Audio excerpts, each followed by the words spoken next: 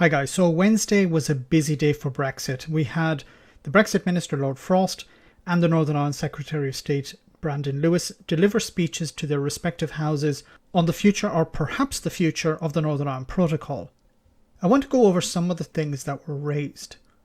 So when we first heard the news that there would be a speech in Parliament on what the British government wanted to change, there were rumours of something new.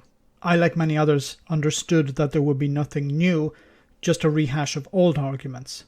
Both Frost and the Northern Ireland Secretary of State said that the protocol was placing unsustainable burdens on Northern Ireland. They talked about how they tried to implement the protocol, but the burdens are considerable and that they are causing disruption to the lives and the livelihoods of people there. Now this is true, but this is the consequence of Brexit. Parts of Great Britain are also suffering disruption. But the difference is that Northern Ireland can source goods from other places. Great Britain doesn't have that luxury to the same extent. They talked also about how more than 200 suppliers in Great Britain have decided not to sell to Northern Ireland. They also mentioned the chilled meats or sausages, that was an issue of late, and of course medicines, pets, live animals, along with seeds and plants. But there will be a natural realignment when it comes to suppliers. Surely Lord Frost knew that when he agreed to the protocol. Next, they talked about how 20% of all checks on products of animal origin takes place in Northern Ireland. Do they not know that these products are banned from the single market? That is why these checks are not taking place in other parts of Europe. The two men then complained about how the burdens will worsen due to the end of the grace periods. The EU agreed to the grace periods in order to help the UK out, to help it prepare for the changeover. But instead of using that time to get up to speed, Lord Frost and Brandon Lewis did sweet FA. Permanent structures should have been built and have not been. Prefabricated ones are still there, even though the cut-off period was June. The UK can't go on like this, they said. They both pointed to some progress, but said even with that, we will never get to the heart of the problem.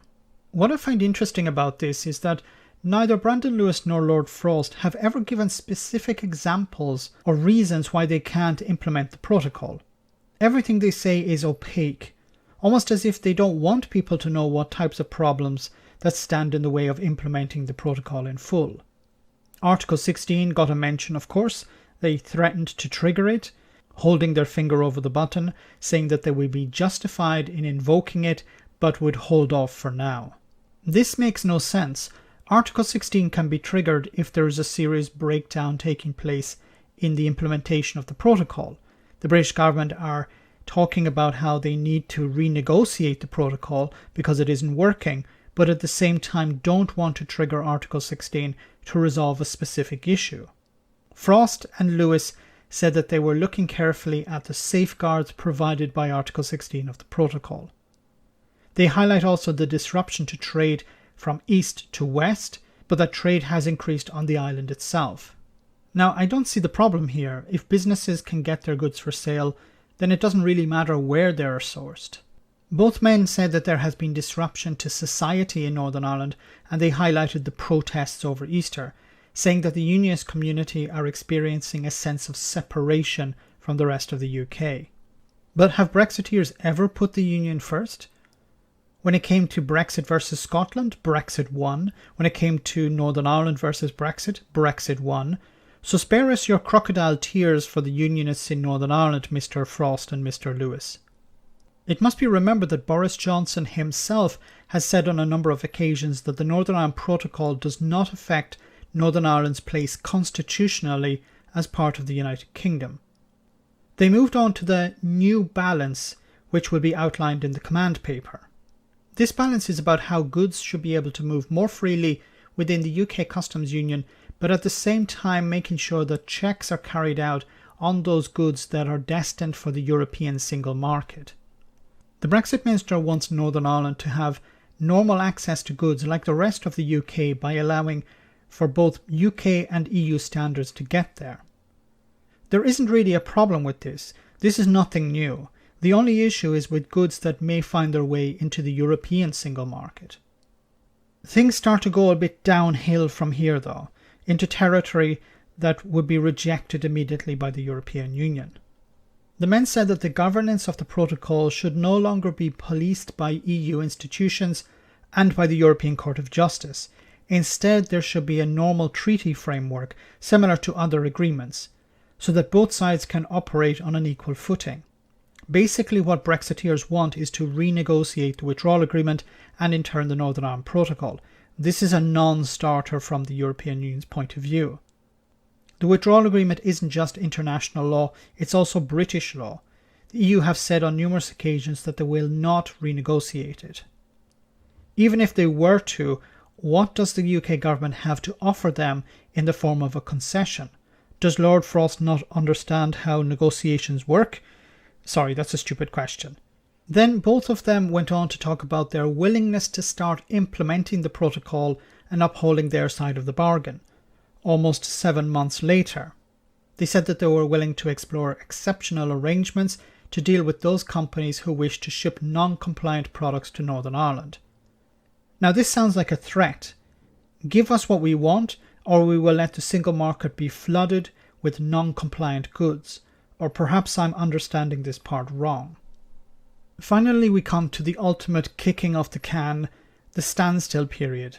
What Frost and Lewis are asking for here is for the implementation of the Northern Ireland Protocol to be frozen. This is under the guise of allowing businesses to adapt and for them to adjust to life post-Brexit.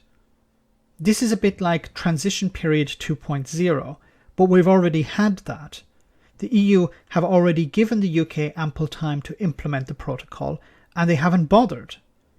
Now they want the whole train to be stopped in order for them to decide what they want to do. Interestingly, the two men also asked, as part of this standstill period, for all legal action taken against the UK to be frozen so that they could allow negotiations to begin during that standstill. This is insane. The UK is facing legal action over what it's been doing in regards to the protocol. Why would the EU stop the legal process if the UK has already broken the agreement? Remember, Brandon Lewis was the man who stood up in Parliament and said that the UK was willing to break international law in a limited and specific way. Would you trust him or Lord Frost now?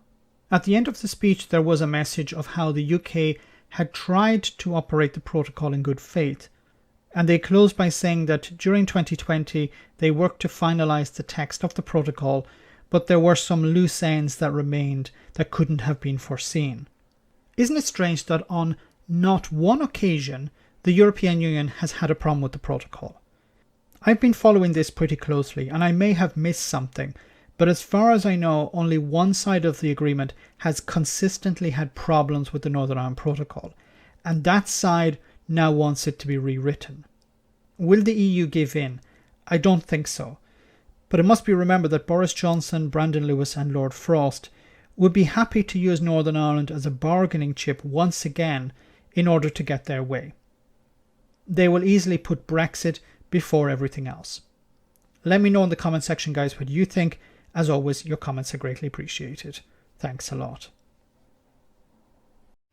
I want to say a big thank you to all of my patrons. You ensure that this channel continues to exist. I'm eternally grateful for all of your support. If you join Patreon, you will receive instant access to our Discord server, where we have both audio and video chats. You can chat with me and other patrons, where we discuss important and non-important issues. Becoming a patron per month costs about the same as a large coffee, so why not check it out?